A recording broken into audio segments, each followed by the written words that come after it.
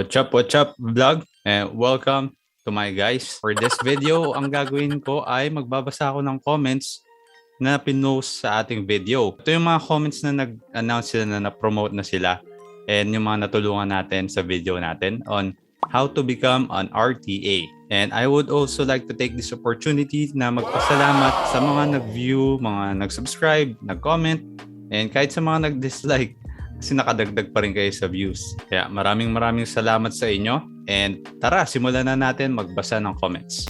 Yan, sabi ng ating letter sender number 1. Hello DJ Chance. Lagi po ako nanonood ng mga videos na ina-upload nyo. Sobrang pogi nyo rin po. Thank you Ay, message ko pala yan. Ang unang ating comment sender, nag-post ng comment, ay si 30 Leo Dahilig. 30 Leo Almar Dahilig. And pinost niya to 3 months ago. Sabi ni 30, I wanted to grab this opportunity to say thank you for user. May pakis pa. Ano lang, brother? Ano lang? Hard tuloy. Thumbs up lang, okay na tayo. At first, I filled the interview and was told that I was shortlisted. After a month, I was personally hired by a workforce manager, and now I am on my onboarding process.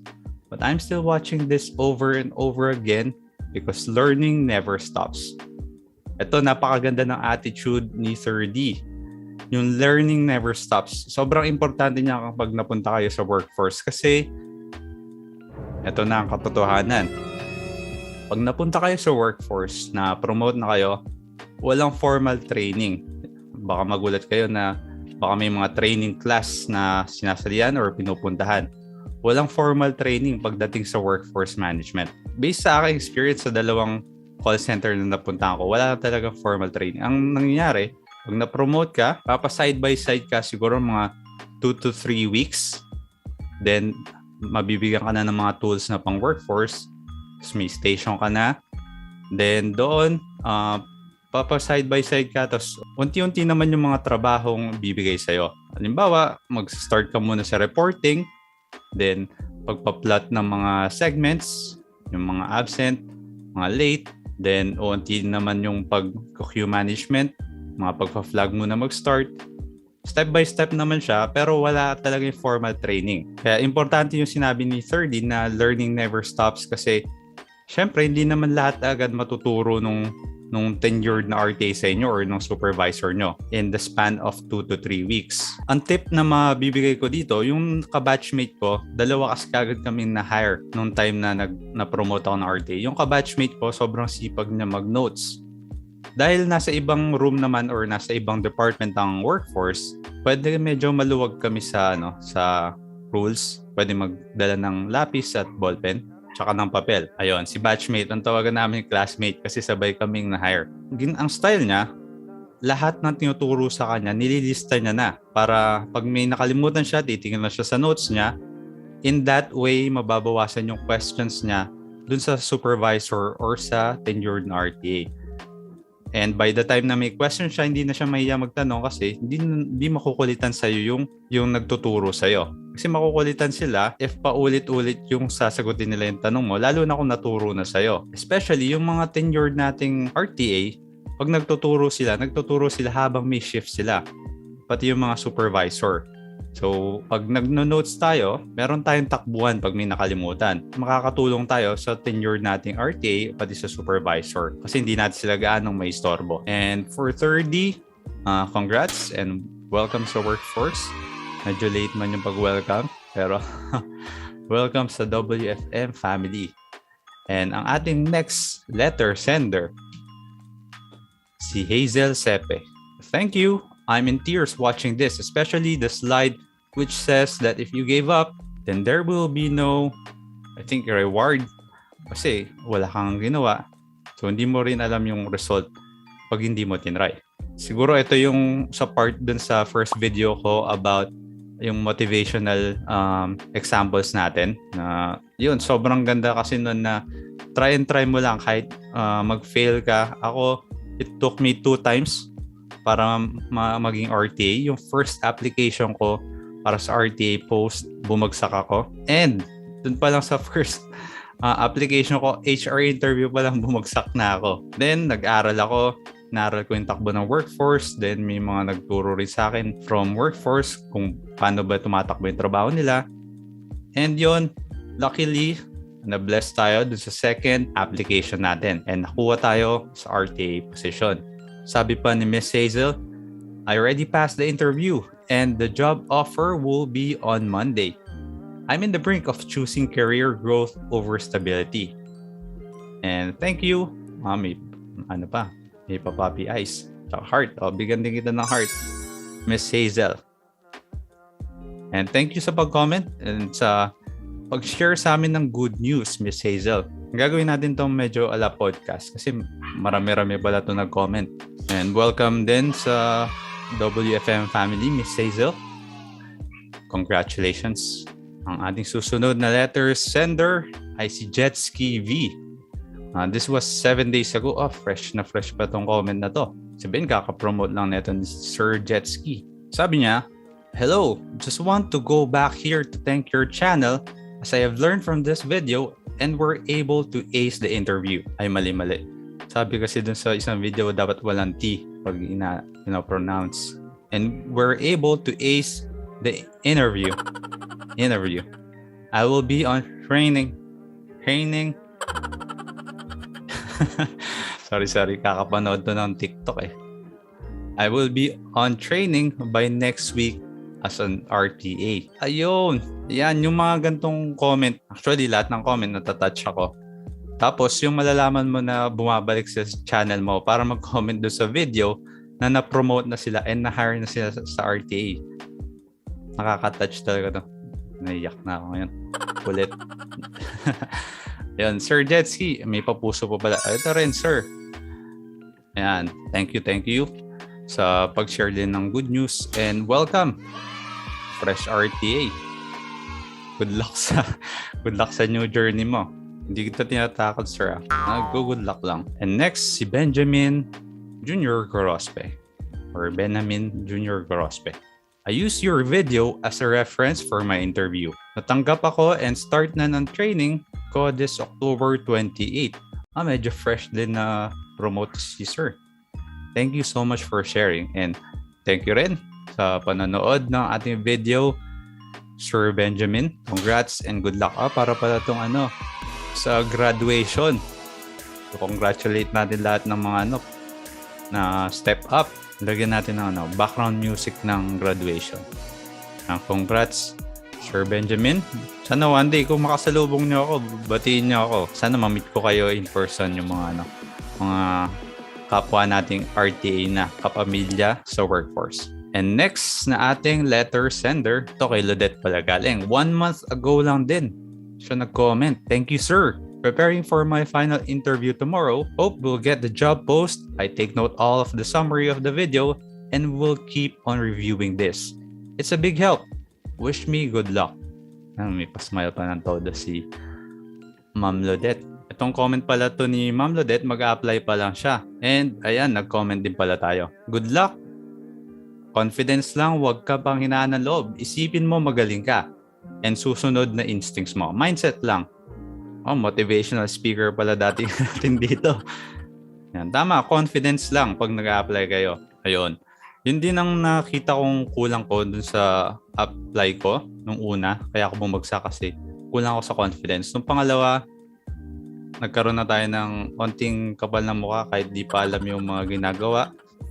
Sobrang confident na. And tingin ko yun talaga yung nagdala sa akin. Kaya lagi kong tip ay confidence pag nag-a-apply kayo sa kahit anong post. Yan, nagiging motivational speaker na tayo, no?